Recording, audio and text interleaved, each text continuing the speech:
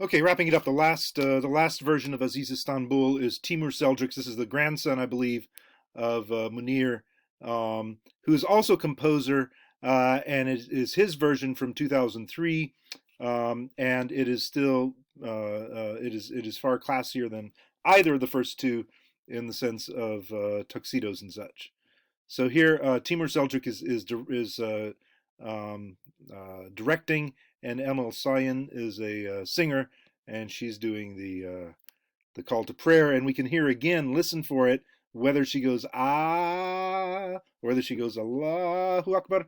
Okay, listen for it. We'll see whether they are sticking with the new um, religiosity, or trying to keep it a little more secular. Bir başka tepeden ya da bizim gönlümüzde yer ettiği gibi tanıtmak gerekirse sana dün bir tepeden bak.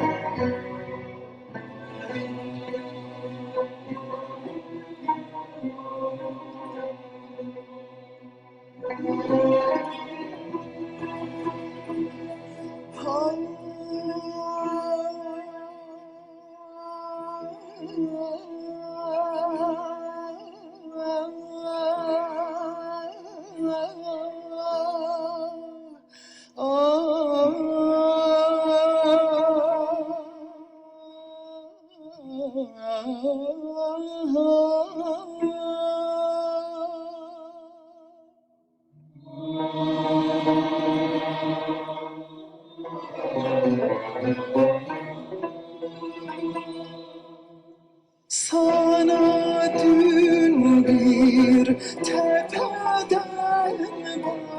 baktım aziz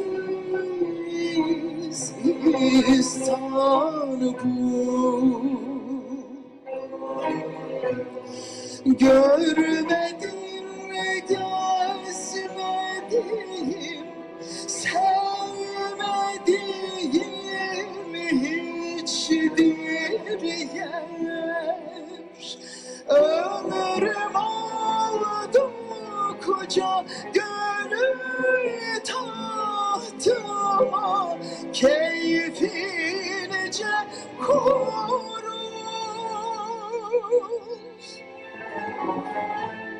Sade bir sevgini sevmek bile bir. Okay, we're going to stop it there.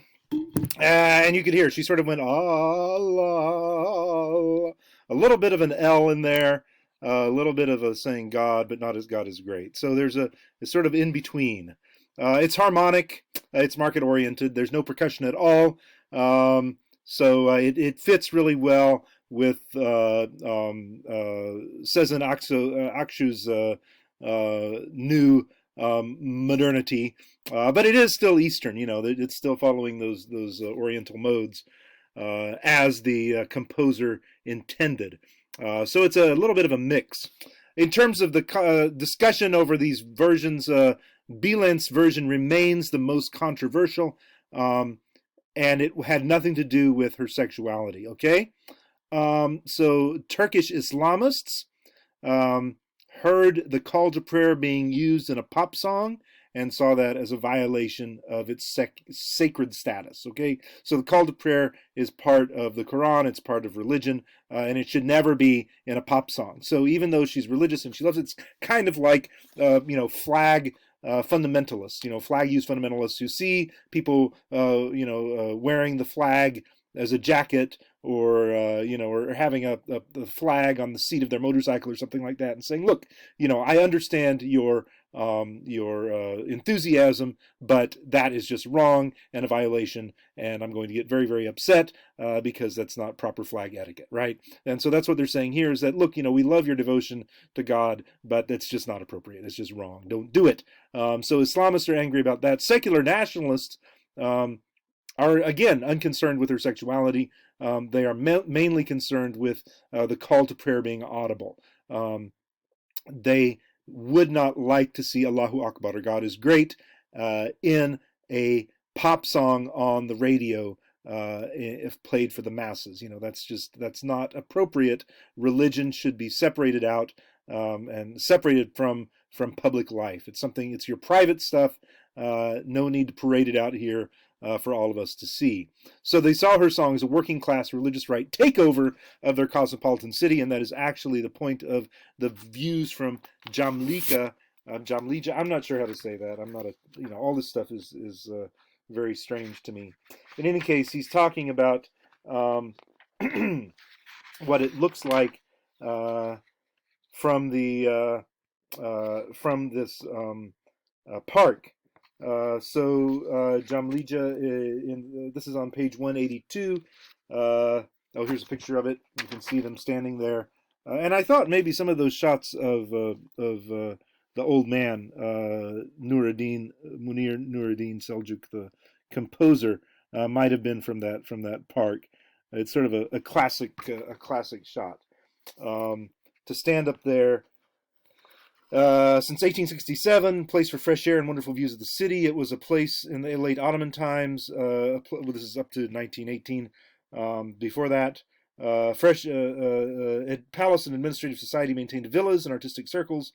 The beautiful view, the elegant houses, the sounds of nature, and the famous fountain had long been celebrated by the literati of the Ottoman Empire. Many considered the golden years to have been the middle years of the 19th century, 1830 to 1870 or whatever, before it was opened as a public park.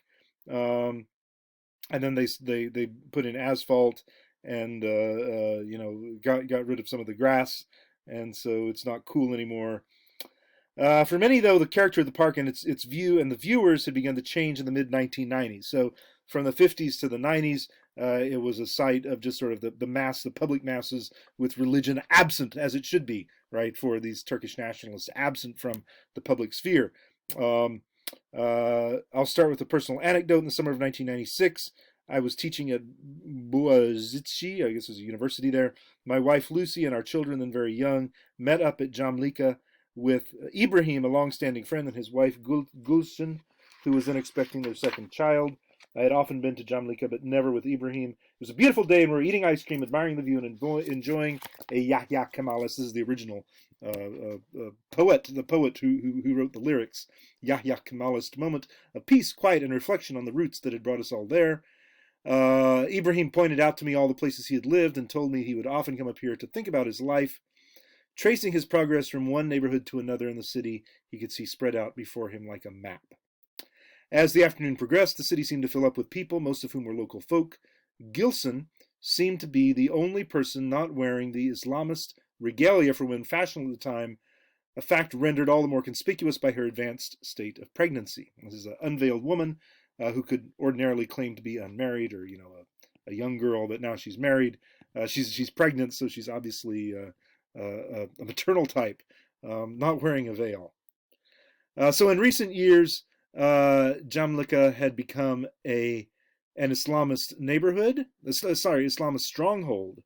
So they've been taking over. Disapproving glances were exchanged. A mood of irritability descended on Gulshan and Ibrahim. What was happening to this city? Where had these people come from? Why were they so sure of themselves and their moral superiority? Was this really what our faith required of us? Why were we being made to feel so uncomfortable and unwelcome? Did our faith really endorse this kind of ostentation and belittling of others? A shadow had fallen over the scene. And this is the shadow that's fallen over Turkey and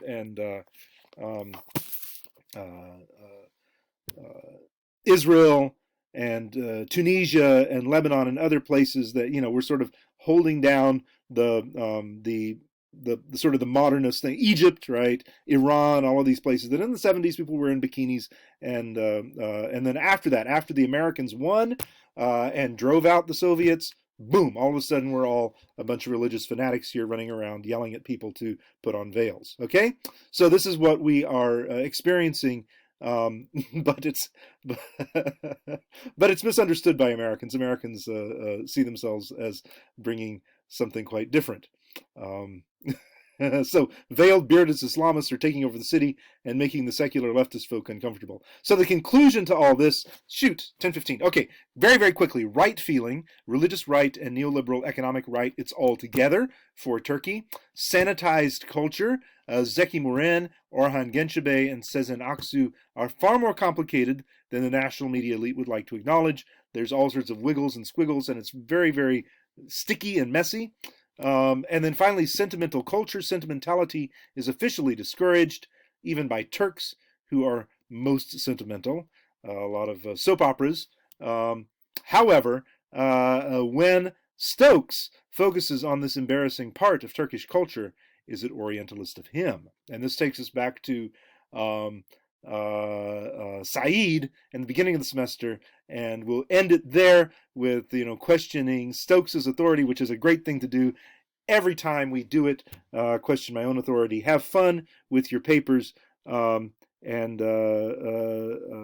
going to get the exam online at some point, but we're pretty much done at this point. No more videos from me. Bye bye. Have a great summer.